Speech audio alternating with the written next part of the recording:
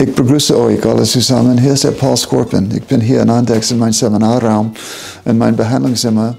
Und ich bin hier zum Erklären einer Reise, das bald findet statt. Diese Reise bringt uns in Anatolia. Heute man nennt das die Türkei. Und die Reise ist sehr wichtig für uns alle. Ich habe das einmal angeboten. Das war dann in 2018. Und jeder hat das gesagt, es ist unbeschreiblich in dieser Reise. Und die Reise ist noch mehr wichtiger als damals, insoweit, dass wir erleben einen großen Umbruch in der ganzen Welt.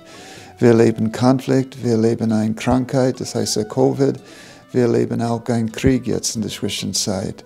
Und jedes Mal, dass wir stecken in Not zusammen, es tut uns immer gut, dass wir gehen wieder rückwärts und besuchen unsere Uroma und Uropa. Das heißt unsere Vorfahren. Und für uns, Anatolia ist sehr wichtig insoweit, dass alles, was passiert in Anatolia, hat einen massiven Einfluss auf Europa, Amerika, Russland, Skandinavien und so weiter und weiter. Und was Besonderes über Anatolia überhaupt ist, dass die Leute sind da seit auf jeden Fall 15.000 Jahre, wenn nicht viel, viel länger. So, wohin genau gehen wir und warum? Erstmal, wir fliegen von München oder Stuttgart oder Wien und wir fliegen dann über Istanbul und dann weiter und wir kommen an eine Stadt, das heißt Sunni Ufra. Sunni Ufra liegt in der Ost, nicht weit von den Syrien-Grenzen, aber keine Sorge, weit genug und jetzt ist es mehr oder weniger Frieden da. Und man kommt überhaupt nicht in Gefahr. Übrigens mit den Covid-Dingen, man braucht nur einen negativen PCR-Test nach der Türkei zum Fliegen.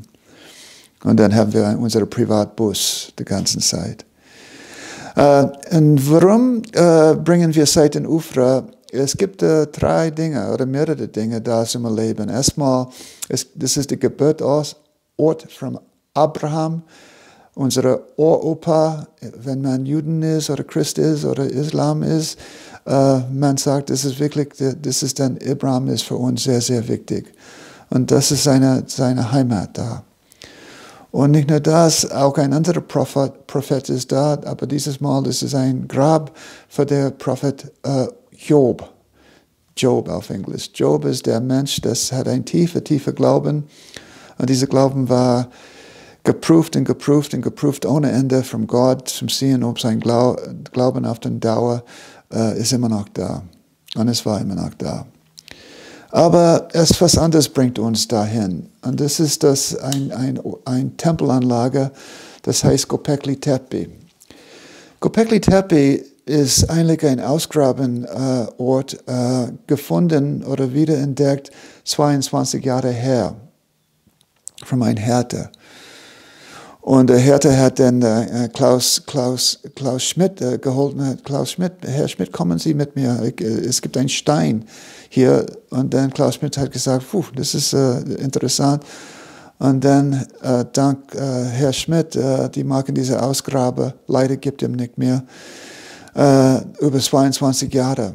Und was haben die da gefunden, ist der Wahnsinn. Erstmal nur 10% ist ausgegraben bis jetzt, 90% liegt immer noch unter die Erde, aber 10% ist wirklich ist genug. Nicht genug, aber für uns ist es genug. Göbekli Tepe war gebaut so ungefähr 12.800 Jahre her. In einer Zeit, wo man hat gedacht, wir hätten nichts gemacht. Und es ist gebaut in große Ringe, mit Säulen. Und diese Säulen sind gebaut vom Kalkstein.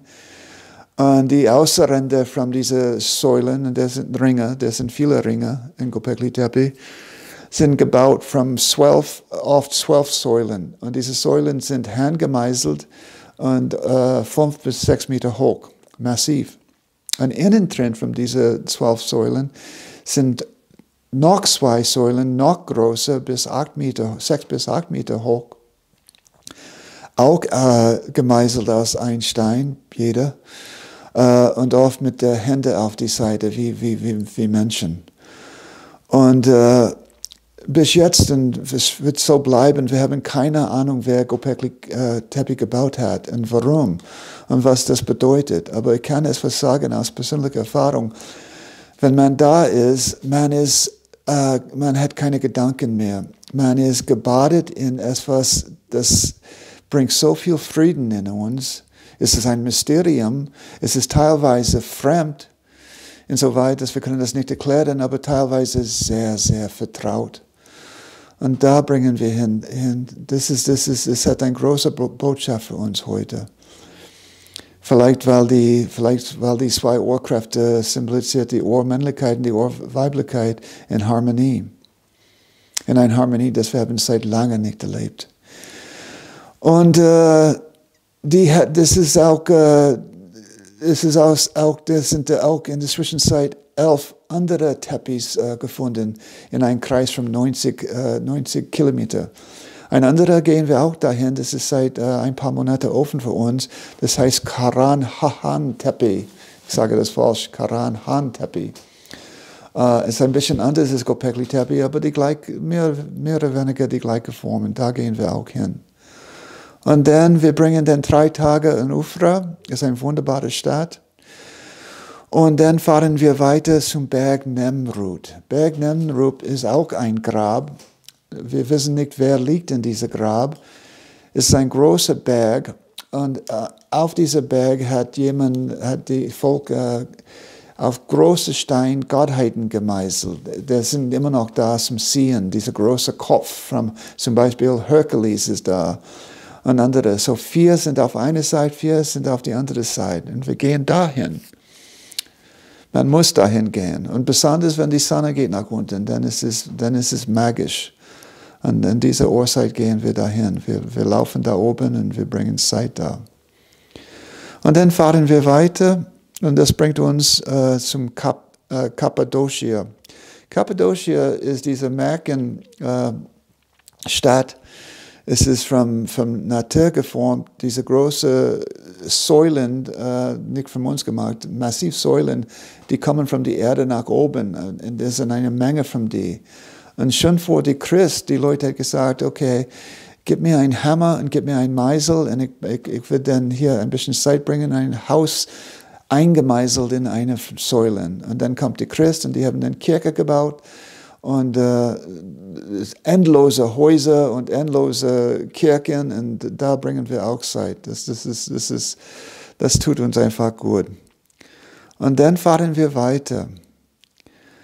Und wir brauchen diese Busfahrt, weil wir müssen alles gut verdauen über diese große Reise. Und dann kommen wir dann an Konya an. Konya ist sehr wichtig für uns, weil da ist ein Grab, in ein Denkmal für der große Sufi-Meister Rumi. Das war nicht Rumis Heimat, aber der war da in Konya sein ganzes Leben und hat dann diese wunderbare Weisheit geschrieben. Unvergleichbar. Und das ist, da gehen wir hin und wir bringen Zeit mit Rumi und der bringt Zeit mit uns. Und auch außerhalb von Konya ist eine Stadt. Und diese Stadt heißt Catalhahuk. Und Entschuldigung für die Aussprache, aber das ist Catalhahuk ist eine Stadt und es ist über 9000 Jahre alt. Ich war mehr oft in einer Stadt, das ist 10.000 Jahre alt ist. Es ist Jericho in Palästina, aber das ist zum Vergleichen. Und Catalhahuk ist sehr wichtig, weil erstmal ist es eine interessante Stadt und es ist in sehr gutem Zustand, aber nicht nur das, der Grund ist nicht nur das, soweit dass wir wissen, dass die Verehrung von der urmütterlichen Energie in Catalhahuk läuft über 8.000, 9.000 Jahre. Mit der Magna Mater, die große Mutter, war da. Man sieht diese große Frau, wunderbare Frau. Sie sitzt da in Frieden mit ihren Armen aus, große Brüsten, große Beine und strahlt diese mütterliche Energie aus. Und andere Formen von der urmütterlichen Energie war gefunden auch in Catalhahuk. Und man spürt das da. Man spürt, dass das Hauptenergie in Catalhahuk, überhaupt in Anatolia, war fast nur, und ich meine nur die Urweiblichkeit ohne die Ohrmännlichkeit. Das mag Anatolien etwas Besonderes. Und dann fahren wir dann weiter und der nächste Ort ist Pamukkale. Pamukkale und Hierapolis. Hierapolis ist ein magischer Ort. Da der Landschaft da ist gebaut über einen großen Zeitraum vom Wasser. Das ist kalkreich. Und die Mutter Erde hat für uns eine wunderbare magische Landschaft gebaut. Von Treppe, von Blausteine, weiß-blaue Steine, eine Treppe nach dem anderen über eine große Landschaft. Herrlich. Aber auch, es gibt dann zwei hellenische Städte, römische Städte, und wir gehen auch dahin. Und für mich ist es sehr wichtig, weil es gibt auch ein Grab für der Philippos, der Apostel Philippos, der hat das Philippos-Evangelium geschrieben. Das ist sehr wichtig für mich, aber das ist mein Ding. Und dann fahren wir weiter und unterwegs nach Ephesus besuchen wir eine Stadt von meiner Dame. Diese Dame heißt Aphrodite und die Stadt heißt Aphrodisia. Und noch einmal die Weiblichkeit und nur die Weiblichkeit. Und diese Stadt ist wunderbar, es liegt in der Mitte von der Pampa. Und der Grund ist, es gibt eine wunderbare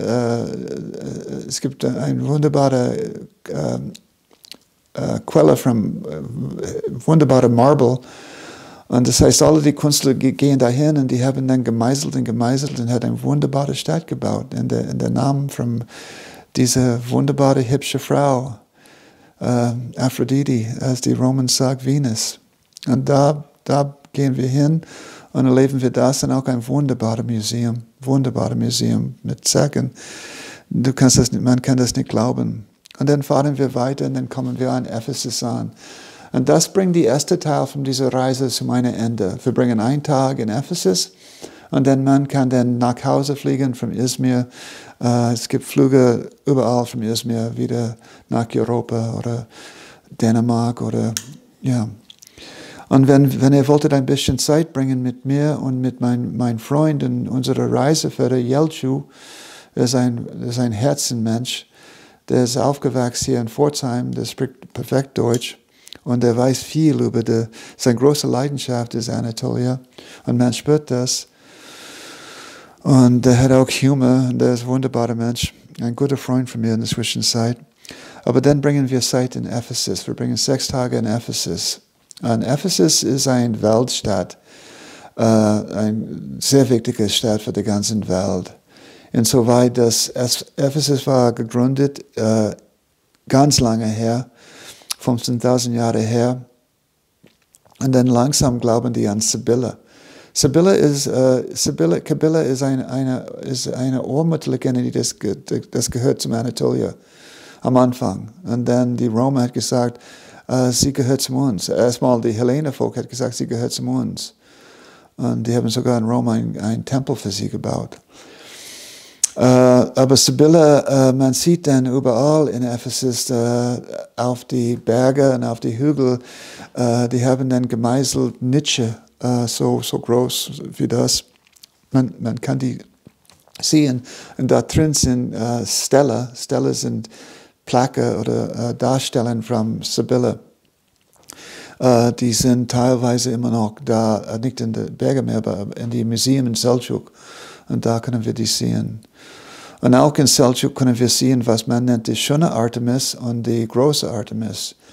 Wer ist denn Artemis? Artemis ist die Tochter von Ephesus und eigentlich die Mutter von Ephesus.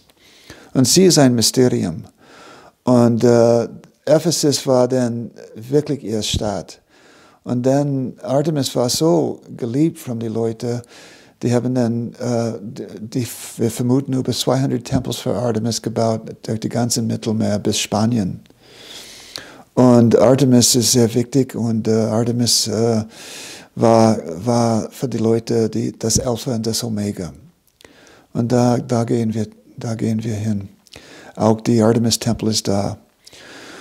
Und wir gehen durch die Altstadt Ephesus. Und dann auch, wir machen Ausflüge zum Didma. Didma ist ein Apollo-Tempel, der Zwillingbruder von Artemis.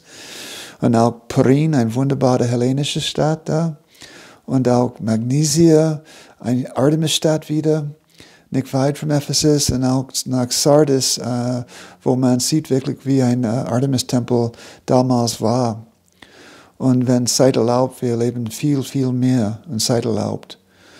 Und wir bringen Zeit in ein wunderbares Hotel direkt am Strand. Mai ist Badesaison, das heißt, wir haben ziemlich viel Freizeit. Und so, wie gesagt, man braucht nur einen negative PCR-Test oder einen Impfpass oder ein Genesen und man kommt rein und dann man ist frei. Und hier ist dann die Landkarte, das habe ich gemacht hier und man sieht, wie diese große Reise, was das bedeutet. Wir fliegen nach Sunny Ufra und dann fahren wir mit einem Bus, Berg Nemrut, Cappadocia, Catalahuk und dann Hierapolis und Hamachuca, Aphrodisia und dann kommen wir an Ephesus an. Wie gesagt, es ist eine komische Zeit, dass wir erleben in der ganzen Welt mit dieser Krankheit, Covid, mit diesem Krieg jetzt gerade und auch mit dem Konflikt, das läuft. Und das ist die Zeit, wo wir müssen die Urmutter jetzt besuchen und wir müssen zuhören, was die Urmutter uns sagt jetzt. Ihre Weisheit und ihre Liebe und ihre Trost. Und das erlebt man in Anatolien viel mehr als die anderen Länder. Viel mehr. Insoweit, dass in Anatolien, es geht nur an die urmütterliche Energie in diese verschiedenen Formen. Sogar in Göbekli Tepe, 12.800 Jahre alt, die haben ein Stück gefunden von ein urmütterlich, ein Gottin, und das ist über 10.000 Jahre alt. Das heißt, auch in Göbekli Tepe, die Verehrung von der urmütterlichen Energie war sehr, sehr wichtig. Sehr, sehr wichtig. Und das ist, was wir brauchen jetzt gerade. Dass wir können eine Zukunft aufbauen mit einer Balance zwischen der urweiblichen Energie und der urmännlichen Energie. Und deswegen ist diese Reise so, so wichtig für uns. So, es freut mich, wenn ihr Zeit habt und kommt mit. Und ich verspreche euch, ihr werdet es nie vergessen, diese Reise. Ihr werdet es nie vergessen. Und die Heilung ist immens. Überlegt ihr das. Ihr werdet es nie vergessen. Okay, und wenn ihr das nicht schafft mit mir, jetzt in April, in Mai diese Reise zu machen, wegen Geld oder Zeit, dann bucht eine Reise nach Göbekli Tepe selber und geht dahin. Man muss wirklich Göbekli Tepe und die anderen Tepes erleben, wenn es geht. Weil das ist so besonders. Es ist so viel älter als Stonehenge oder die Pyramids oder alle die Tempelanlagen in Luxor. Es tut mir leid, Ägypten, aber es ist so. Es ist die ältere und größere Tempelanlage auf der ganzen Welt. Und man ist da in 6-7 Stunden. Okay. Hoffentlich sehen wir uns in Göbekli Tepe. Das wäre schon. Oder in Ephesus, wenn man mag, der zweite Teil von der Reise. Es freut mich, wie ihr seht, es freut mich so sehr, dass wir machen diese Reise noch einmal. Alles Liebe, alles Gute und bleibt gesund, bleibt in dem Vertrauen, bleibt in der Hoffnung und wir schaffen das. Wir schaffen das. Danke.